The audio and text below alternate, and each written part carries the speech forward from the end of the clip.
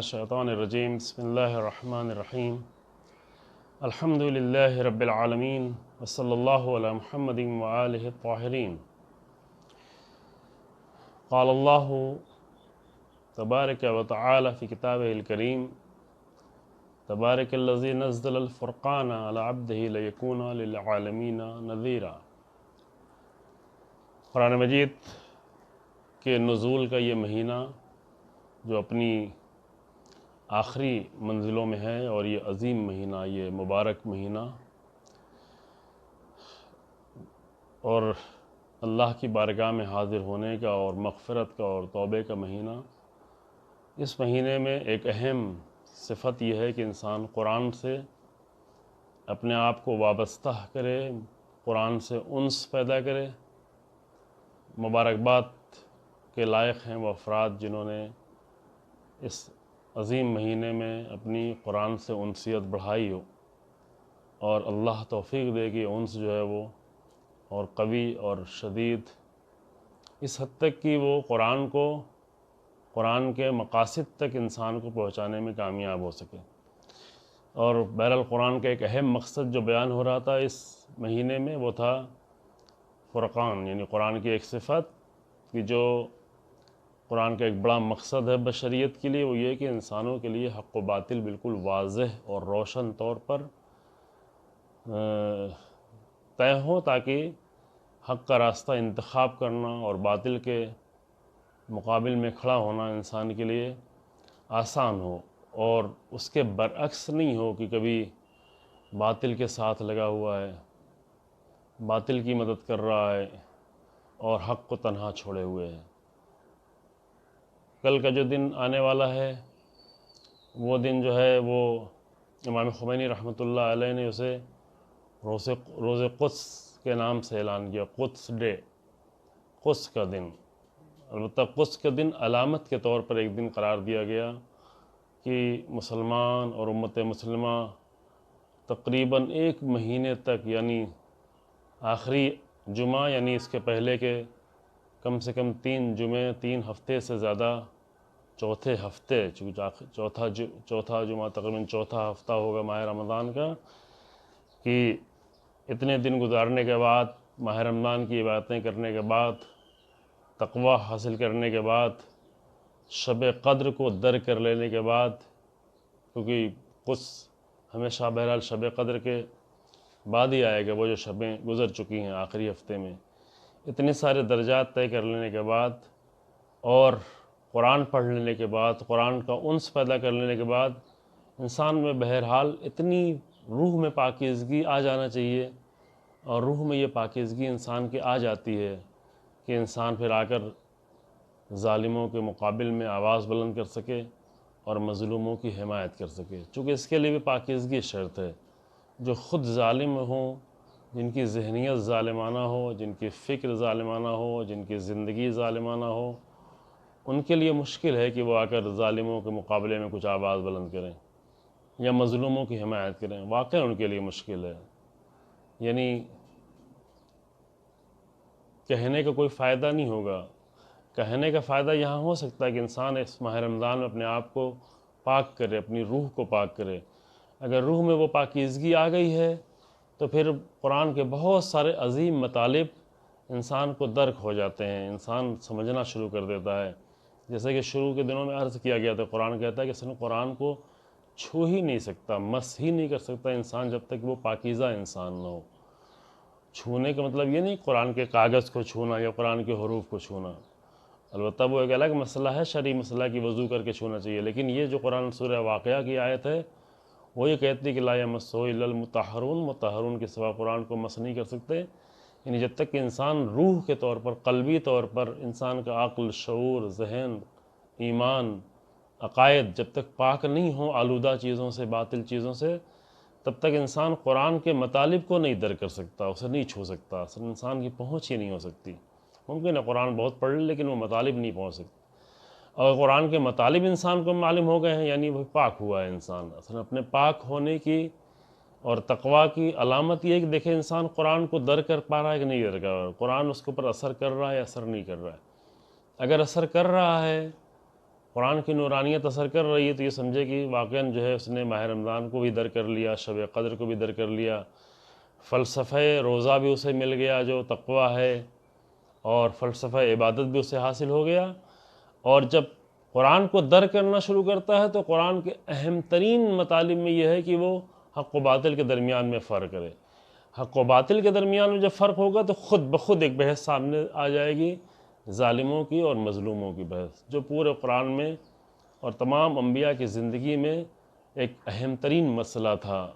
انبیاء نے آ کر اپنی جانیں دی ہیں، اپنی قربانیاں دی اس لیے تاکہ وہ مظلوموں کی حمایت کر سکیں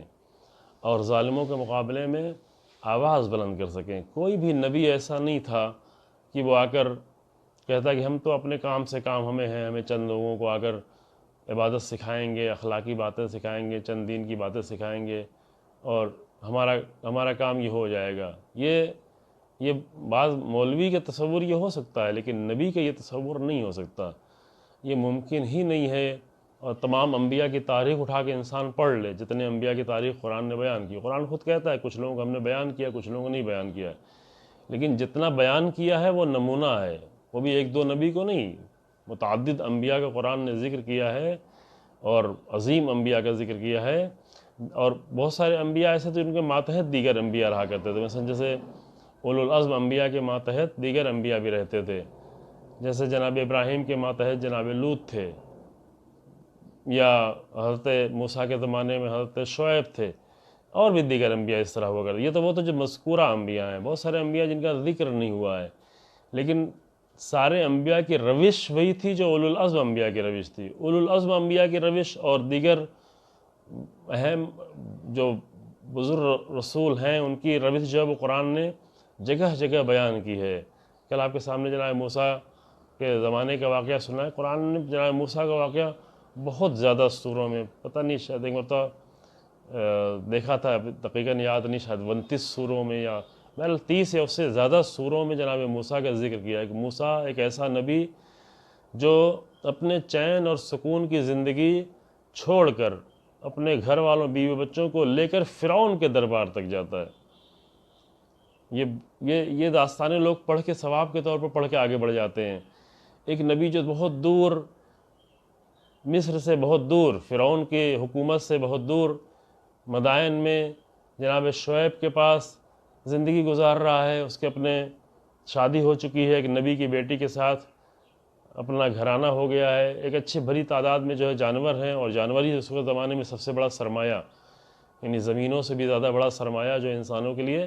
جانور ہوتے، جو کہ آبادیاں اتنی کم تھی کہ زمینیں یوں ہی پڑی ہوئی تھی، زمینوں کو کوئی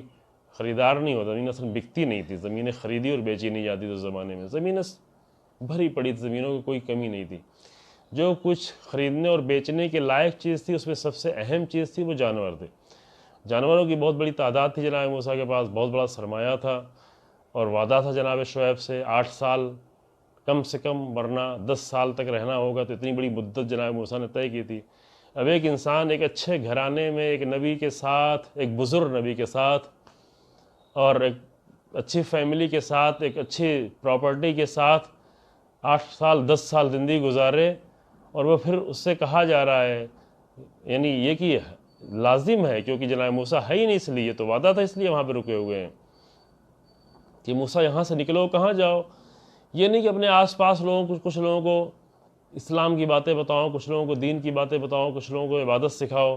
نہیں، یہاں سے نکلو سیدھے اور جاؤ کہاں؟ فرعون کے دربار تک۔ اذهب الى فرعون انه طغى، اے موسیٰ فرعون تک جاؤ، طغیان کر رہا ہے، نافرمان ہو گیا ہے۔ فرعون نافرمان ہے، پہلے بھی تھا، نافرمان ہے، اور جتنا زیادہ اس کے مقابل میں کھڑا نہیں ہوا جا رہا ہے اتنا اس کا طغیان بڑھتا جا رہا ہے۔ قانون یہ ہے کہ اگر ظالموں کے مقابلے میں کھڑا نہیں ہوا جائے تو ان کا طغیان جو ہے، اور ان کی نافرمانی، ان کی استکباریت، اور ان کی بربریت، اور ان کا ستم، اور ان کا ظلم، یہ سب بڑھتا چلا جائے گا۔ لہذا جناب موسیٰ کو ایک ایسے امن کی جگہ سے سیدھے اٹھا کر بھیجا گیا کہ ہاں فرعون کے دربار میں۔ وہ انبیاء کا طریقہ یہی رہا ہے، انبیاء کی سیرت یہی رہی ہے۔ اور جناب موسیٰ نے بھی یہ نہیں کہا کہ میرے پاس ابھی نہ لشکر ہے، نہ افراد ہے، نہ کچھ ہے، میں کہاں جاؤں؟ کہاں؟ بس میرا ایک بھائی ہے، میرے بھائی کو میرے ساتھ کر دے پروردگار، چونکہ وہ بولنے میں مجھ سے زیادہ فصیح زبان ہے۔ جناب ہارون نبی تھے وہ بھی، کہ میرا بھائی ہارون جو ہے میرے ساتھ رہے، جناب ہارون بھی ساتھ رہے۔ یہ دو بھائی کہاں جا رہے ہیں؟ فرعون کے مقابل میں۔ یہ نمونہ ہے، یہ تاریخ کا عظیم نمونہ ہے عزیزو، انسان کے حوصلوں کو بلند کرنے کے لیے، کہ یہ نہیں دیکھے کہ ایک ظالم حکومت اسرائیل، جس کے کل سن ابھی 72 سال تقریباً ہوا ہے، اس ظالم حکومت کا بہت سارے لوگ ساتھ دے رہے ہیں، بہت بڑی طاقتیں ساتھ دے رہی ہیں، بہت سارے ملک ساتھ دے رہے ہیں، بہت سارے نالائق مسلمان حاکم ساتھ دے رہے ہیں۔ عوام کو نہیں کہا جا سکتا عوام نہیں ہے، عوام میں بھی کچھ ہے نادان قسم کے لوگ جو جن کی ظالمانہ زندگی جینے کی عادت ہو چکی ہے، تو وہ ظلم کے خلاف بول ہی نہیں سکتے، ان کی روح سے آواز ہی نہیں نکلتی، جو دوسروں پر خود ظلم کر رہے ہیں، جو اپنی عوام پہ ظلم کر رہے ہیں، جو اپنے ماتحت لوگوں پہ ظلم کر رہے ہیں،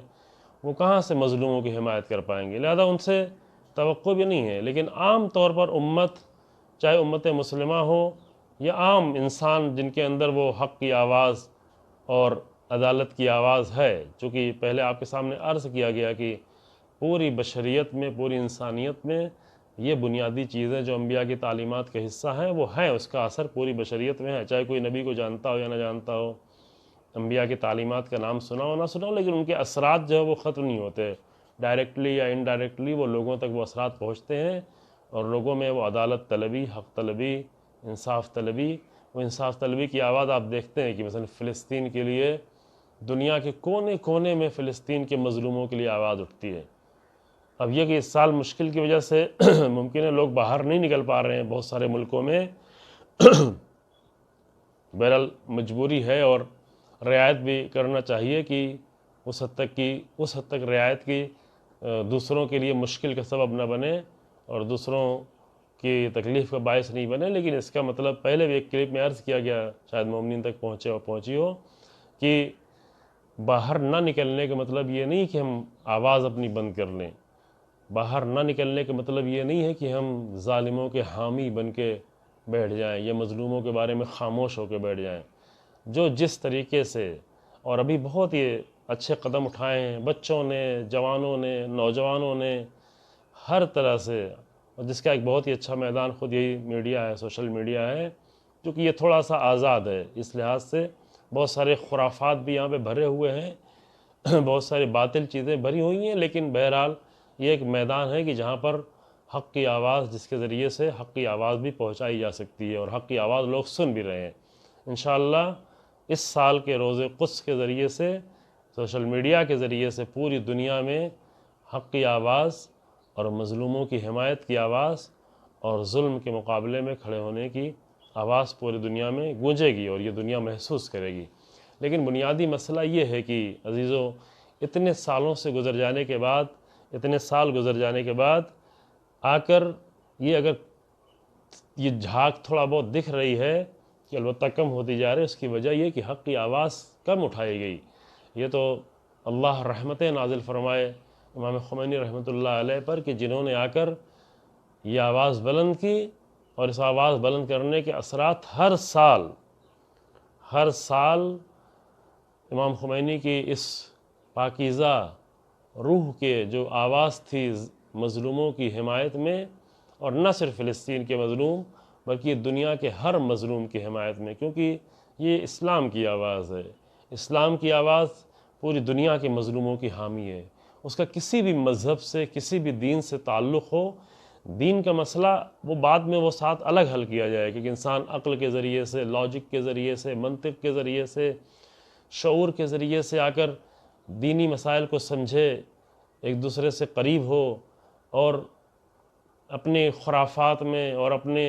بنائے ہوئے رسموں میں الجھا نہیں رہے، بلکہ اگر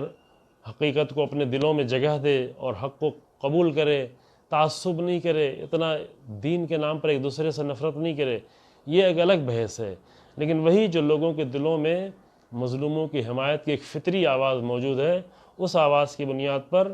اسلام جو ہے وہ ہر مظلوم کا حامی ہے، چاہے وہ کسی دنیا کے کسی بھی کونے میں ہو،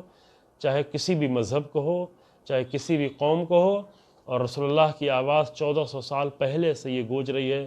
اے کاش کی یہ آواز زیادہ بہتر طریقے سے سنی جائے، اے کاش کی رسول اللہ صلی اللہ علیہ وآلہ وسلم کی آواز دنیا کے ہر انسان کے کانوں تک پہنچے، کہ جہاں پہ رسول اللہ نے فرمایا تھا اگر کوئی بھی مظلوم، کوئی بھی ستم دیدہ آواز دے رہا ہو اور اس کے آواز پر لبیک نہ کی جائے اور اگر اس کی مدد نہ کی جائے تو مسلمان ہی نہیں ہے۔ وہ مسلمانوں سے کہا کہ وہ تو مسلمان ہو ہی نہیں،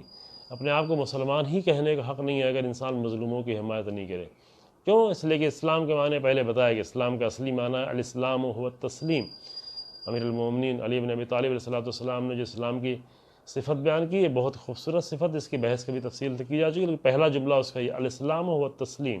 اسلام یعنی تسلیم ہونا، یعنی سرنڈر، یعنی سبمیشن، یعنی حق کے سامنے تسلیم ہونا، اور حق کے سامنے جو تسلیم ہوتا ہے وہ بہرحال باطل کے خلاف آواز اٹھاتا ہے۔ اور یہ باطل جس کی تعبیر آپ کے سامنے پیش کی گئی ایک کینسر ٹیومر کی طریقے سے بشریت کے لیے ہے، جو صرف فلسطین کی حد تک نہیں بلکہ اپنے چالوں سے، اپنی سازشوں سے پوری دنیا کو بھی مشکلات میں ڈالنے کی کوشش کر رہا ہے۔ اور لیکن اصل مسئلہ یہ ہے کہ جس اسرائیل کو بنایا گیا تھا اور اس کے پیچھے بہت ہی مکار قسم کی حکومت برطانیہ اور اس کے ہمنوا دیگر ممالک جس میں شریک تھے، فرانس اور جرمنی اور بعد میں امریکہ وغیرہ، یہ سب جس مقصد کے لیے بنایا گیا تھا کہ مسلمانوں کو جو ہے آپس میں مسلمانوں کو چونکہ یہودی بھی ان کے لیے ناقابل برداشت تھے اور مسلمانوں کے ساتھ بھی انہوں نے خود ہی جنگ چھیڑی تھی، 200 سالہ صلیبی جنگ لڑی گئی جو اچھی نہیں تھی جنگ، بہت ظلم و ستم ہوا۔ لیکن بہرحال بجائے یہ کہ اگر دین کو سمجھتے، اپنے بعد والے دین کو جن کو خود نبی نے، جن کو خود جناب عیسیٰ نے جس کی وصیت کی تھی، جس کی جناب موسیٰ نے وصیت کی تھی، اگر اس کو سمجھتے، اس کے مقابل میں جنگیں چھیڑیں، لڑے۔ ادھر پھر یہودیوں سے بھی ان کے مسائل بہت زیادہ تھے، انہوں نے ساری پلاننگ یہ کی کہ مسلمان اور یہودی آپس میں لڑتے رہیں، اور اسی کے ذریعے پھر وہ حمایتیں کر کے مسلمانوں کی ذلت کا سامان اور عالم اسلام کی ذلت کا سامان فراہم کرنا چاہا، اور توہین اور ہوئی بھی، کئی سالوں تک توہین ہوئی۔ 1967 کی جنگ کی توہین بدترین توہین تھی، لیکن انقلاب اسلامی کے بعد وہ چیز جو مسلمانوں کی ذلت کا سامان بن رہی تھی، امام خمینی رحمۃ اللہ علیہ نے آ کر اسے اسلام کی عزت کا سامان بنایا، اور یہ اسلام کی آواز عالمی آواز کر دی کہ اسلام مظلوموں کا حامی ہے۔ فلسطین ذریعہ بنا، فلسطین کے مظلوم وہ ذریعہ بنے، کہ روز قدس ذریعہ بنا کہ ان کے لیے آواز اٹھائی جائے، لیکن در حقیقت یہ عالم اسلام کی آواز۔ اور ابھی آج دیکھیں کہ جہاں بھی ظلم ہوتا ہے وہاں پر جو سب سے زیادہ بلند آواز اٹھتی ہے ظلم کے خلاف، وہ وہی آواز ہے جہاں حقیقی اسلام کی روح دوڑ رہی ہے، جو امام خمینی رحمۃ اللہ علیہ نے پیش کیا۔ آج بھی مظلوموں کے خلاف آواز جو اٹھائی جاتی ہے تو اسی گلے سے آواز اٹھتی ہے، اسی روح سے آواز اٹھتی ہے۔ امام خمینی رحمۃ اللہ علیہ کی اس عظیم روح کا اثر جو ہے وہ جس کے ذریعے سے لوگوں تربیت کی تھی، علماء کی تربیت کی تھی، جوانوں کی تربیت کی تھی، قوم کی تربیت کی تھی، اس کے اثرات اپنی جگہ میں باقی ہیں۔ تو بہرحال ہماری قرآن کی گفتگو ہو رہی تھی، اور امید ہے انشاءاللہ تعالی، اور یہ یقینی امید ہے کہ بہت جلد یہ مسائل جو ہے وہ دھیرے دھیرے وہ جیسا کہ پہلے بیان کیا کہ نہائی غلبہ جو ہے حق کا ہوتا ہے، یہ باطل چیزیں جو ہیں یہ جتنا بھی جھاگ کی شکل میں سامنے دکھائی پڑیں، جتنے بھی اسلحے اکٹھا کریں، جتنی بھی اپنی فوجی توانائی بڑھائیں، بڑا زوم تھا اس بات پر کہ ہمارے پاس آئرن ڈوم ہے اور نہیں معلوم کیا کیا ہے، لیکن دیکھا کہ وہ سارا آئرن ڈوم قرآن کی اصطلاح میں وہ مکڑی کے جالے جیسا نکلا، یعنی واقعاً مکڑی کے جالا،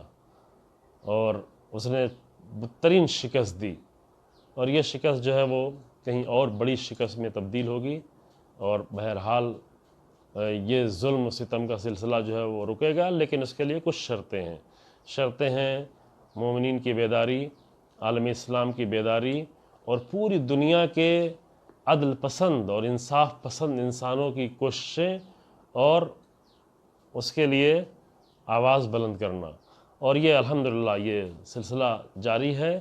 اور اس سال ایک دوسرے انداز سے جاری ہے اور انشاءاللہ جاری رہے گا. اور قرآن کے وعدے کی بنیاد پر بہرحال غلبہ جو ہے، نہائی غلبہ وہ حق کا ہونے والا ہے. یہاں پر جو ہے ایک گفتگو جو ہماری چل رہی تھی وہ یہاں تک پہنچی تھی کہ قرآن نے جو ہے جب حق بیان کیا تو اس کے چند مراحل ہیں. پہلا مرحلہ جو ہے صحیح طریقے سے حق کو پہچاننے کا ہے، تاکہ انسان دھوکہ کھا کر کبھی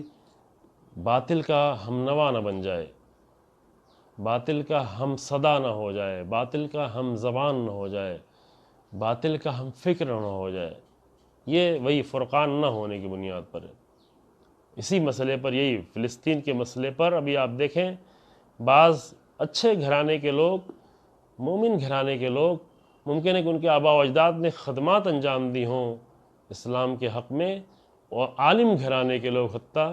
ان کی آوازیں مظلوموں کے آوازوں سے نہیں مل رہی ہیں. نہ ملنا تو دور کی بات ہے، بلکہ ظالم کی آوازوں سے آوازیں مل رہی ہیں، اہل ظلم سے ان کی آوازیں مل رہی ہیں. یہ کیوں ہے؟ یہ وہی ہے، اس بنیاد پر ہے کہ یا تو حق کو پہچانا نہیں ہے،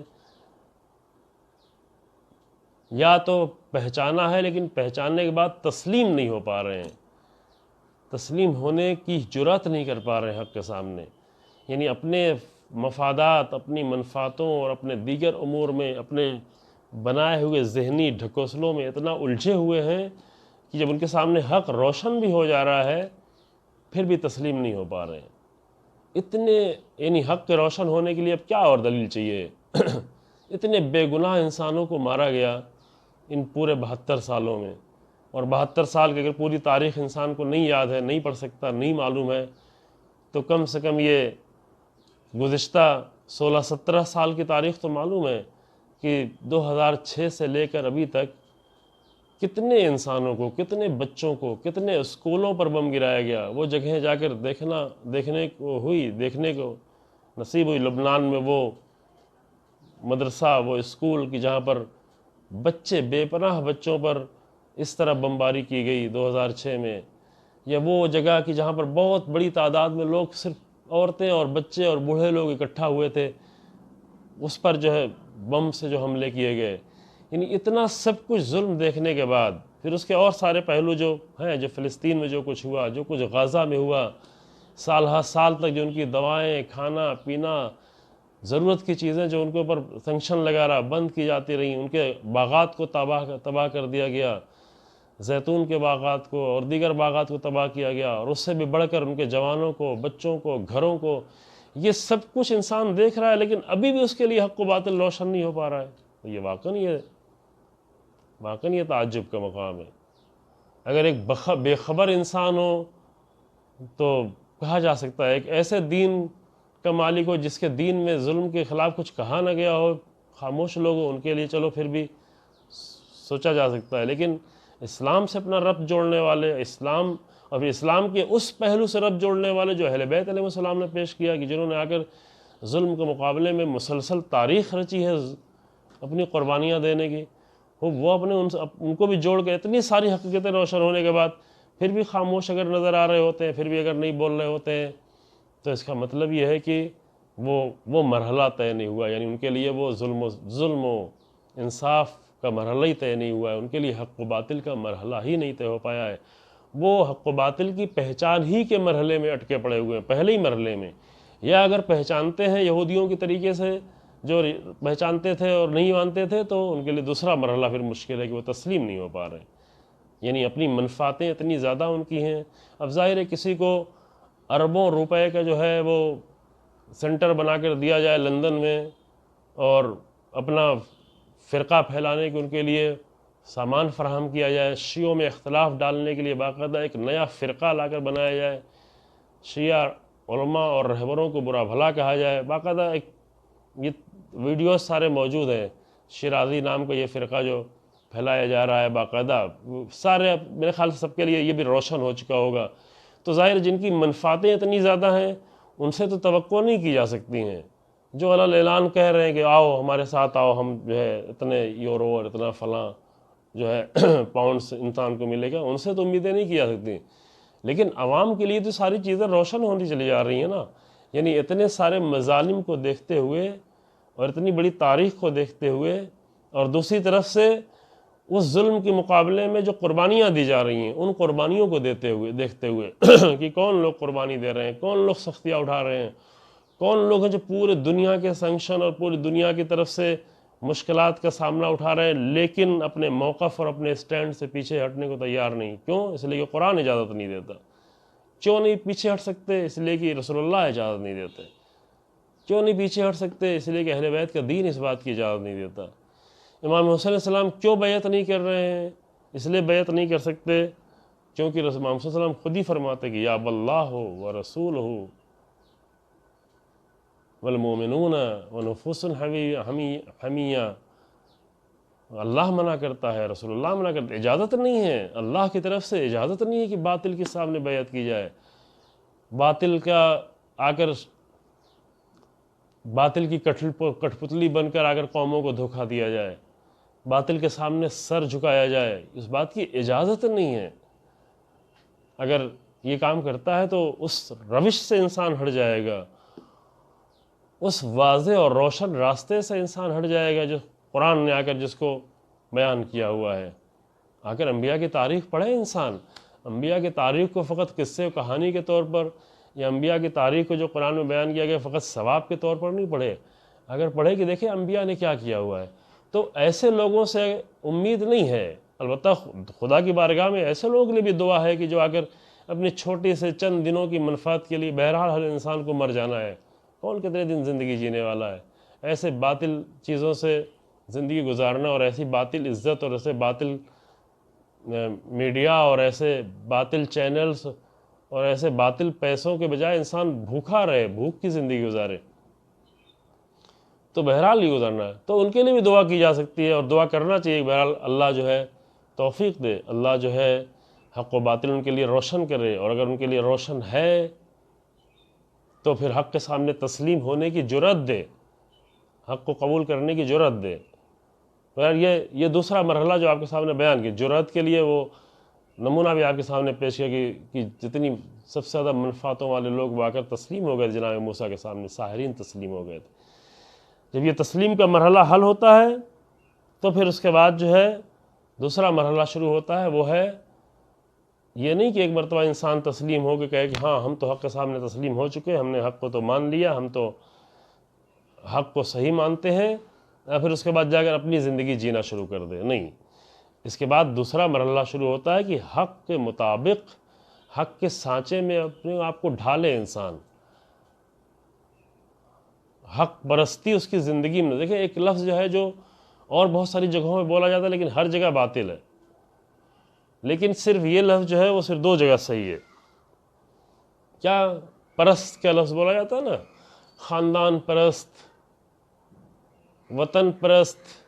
زمین پرست، نہیں معلوم ملک پرست، قبیلہ پرست، علاقہ پرست، زبان پرست، یہ جتنے بھی پرست کے لفظ بولے جاتے ہیں جو پرستش یعنی بندگی، اور بندگی کسی کی بھی جائز نہیں کسی چیز کی. ہاں ٹھیک ہے، خاندان میں صلہ رحم ضروری ہے وہاں تک کہ جہاں تک حق ہو، بات ماننا بھی ضروری ہے وہاں تک کہ جہاں تک حق ہو. اگر حق نہ بھی ہوں پھر بھی ان کی بات نہیں ماننا ہے، لیکن ٹھیک ہے اگر ماں باپ ہیں تو ان کی جو ہے ان کے اوپر رحم و کرم کرنا ہے، بات نہیں ماننا ہے. قرآن واضح طور پہ کہتا ہے کہ دیکھو اگر وہ اللہ کے خلاف کچھ بات دے رہے، حکم دے رہے تو نہیں، فلا تطعہما، ان کی اطاعت نہیں کرنا ہے، ان دونوں کی اطاعت، ماں باپ کی اطاعت نہیں کرنا ہے. اگر حکم خدا کے خلاف، مثلا اس گرمی میں آ کر ماں باپ اپنے بچوں سے بڑے پیار سے کہہ رہے ہیں کہ بیٹا تم بہت گرمی میں روزہ نہیں رکھ پاؤ گے، روزہ نہیں رکھو، تو یہاں پر بچوں کو اگر مستحب روزے کی بات ہو ماہ رمضان کے علاوہ تو ماں باپ کی اطاعت کرنی ہے، چونکہ مستحب روزے نے اللہ نے خود ہی اجازت دی کہ ماں باپ کی اطاعت کریں. لیکن اگر واجب روزے کے لیے اگر ماں باپ کریں بیٹا گرمی بہت زیادہ ہے تم روزہ نہیں رہ پاؤ گے، تو یہاں پر واضح طور پر قرآن کہتا ہے کہ نہیں، یہاں پر حکم خدا کے سامنے ماں باپ کی اطاعت نہیں کرنی ہے، لیکن ماں باپ کی توہین بھی نہیں کرنی ہے، ماں باپ کی بے احترامی بھی نہیں کرنی ہے، ماں باپ کو سمجھانا ہے. تو خاندان پرستی، وطن پرستی، قبیلہ پرستی، یہ سارے کلمات کسی کی پرستش نہیں کرنا، اتنی کرنا جتنا وہ حق ہو. اگر وہ ظلم کر رہا ہے تو نہیں ماننا ہے، اگر وہ باطل پیش کر رہا ہے تو نہیں ماننا ہے، جتنا حق ہے اتنا ماننا ہے.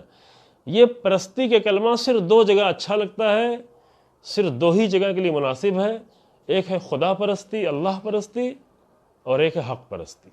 کیونکہ حق بھی اللہ کی طرف سے، حق پرست انسان ہے۔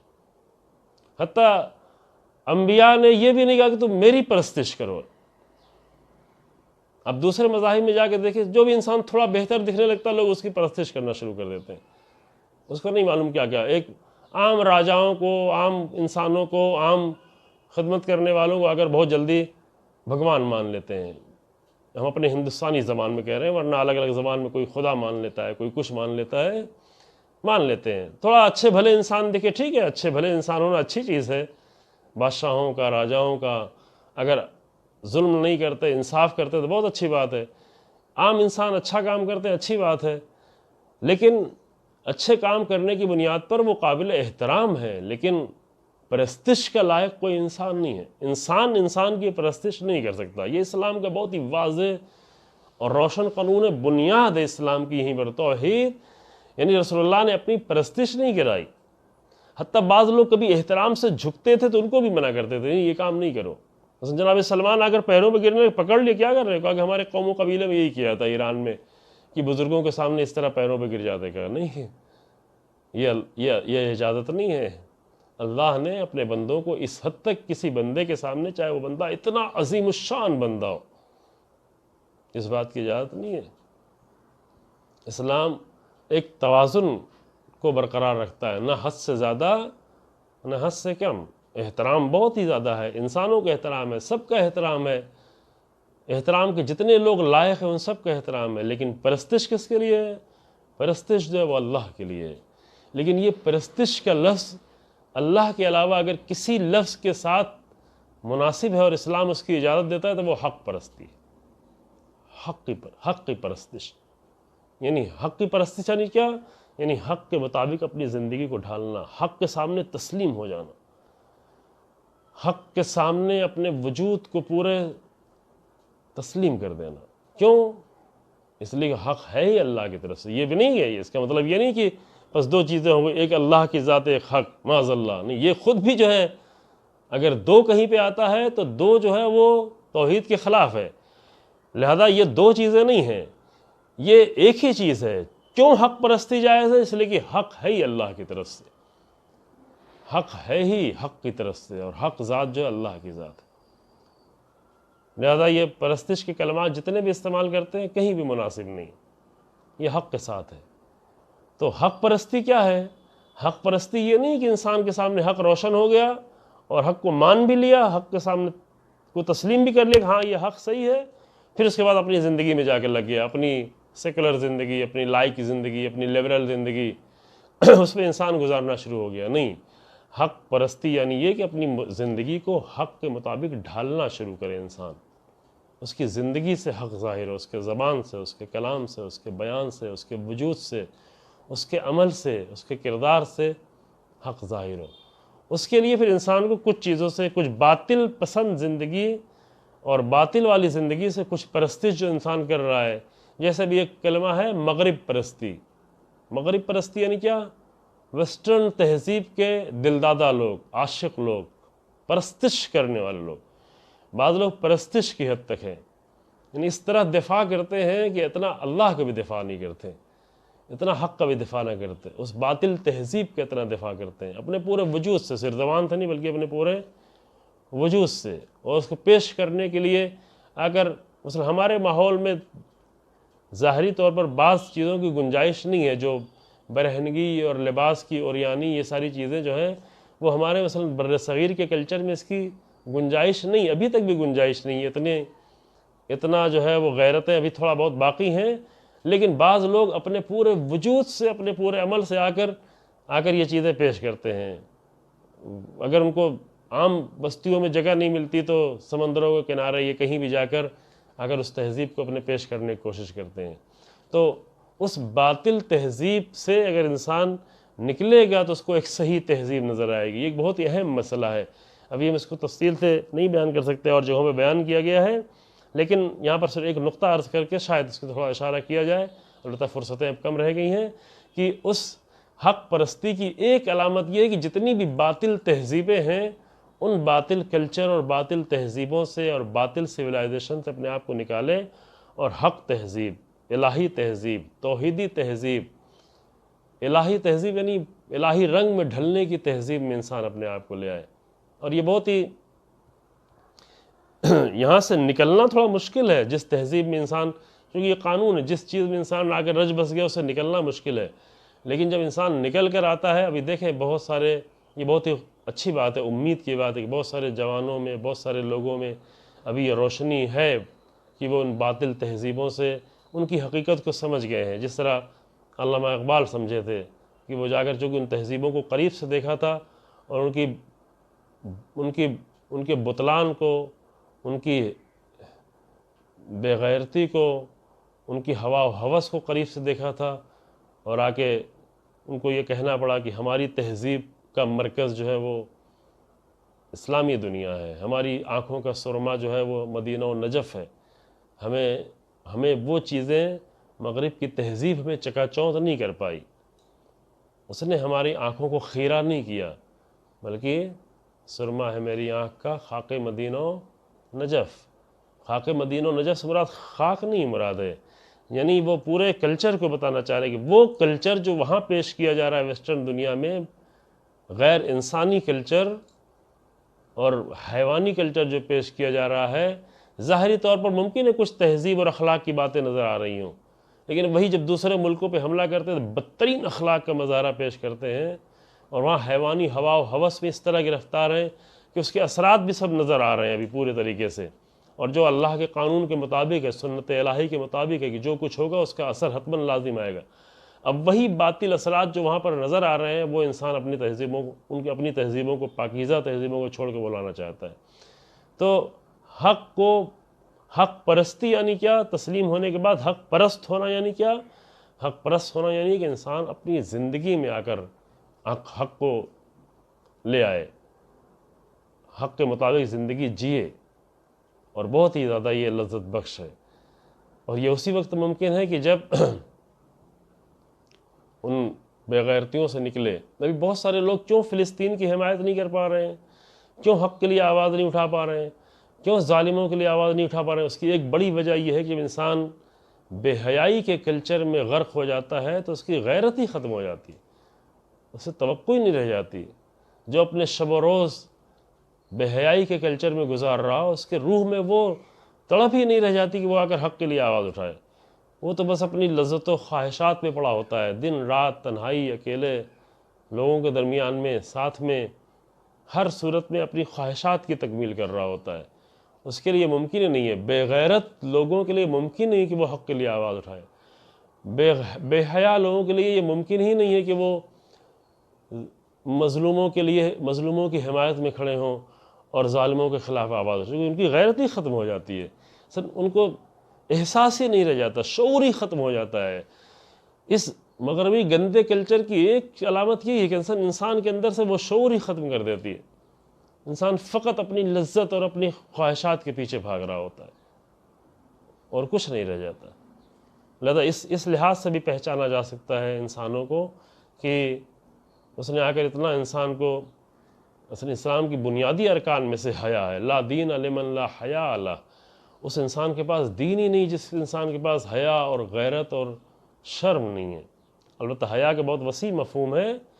وہ جس کے پاس نہیں ہے، اور جب حیا ختم ہو جاتی ہے باطل کلچر کی وجہ سے تو اس بات کی توقع نہیں رہ جاتی کہ وہ آ کر ان بچوں کو یاد کر سکے، یمن کے بچوں کو یاد کر سکے، وہ آ کر فلسطین کے بچوں کو یاد کر سکے، ان خواتین کو، ان مظلوموں کو، وہ جن کے اوپر سال ہر سال سے بم گرایا جا رہا ہے ان کو آ کر یاد کر سکے۔ لہذا اس کے لیے ضروری ہے کہ ان مرحلوں کو طے کرے، آ کر مضبوطی سے، پہلے یہ کہ اپنے آپ کو پاک کرے، اور انشاءاللہ اللہ یہ توفیق دے کہ اس ماہ رمضان میں انسان کی روح پاک ہو رہی ہو، پاک ہونے کے نتیجے میں پھر حق کی پہچان ہو، حق کی معرفت ہو،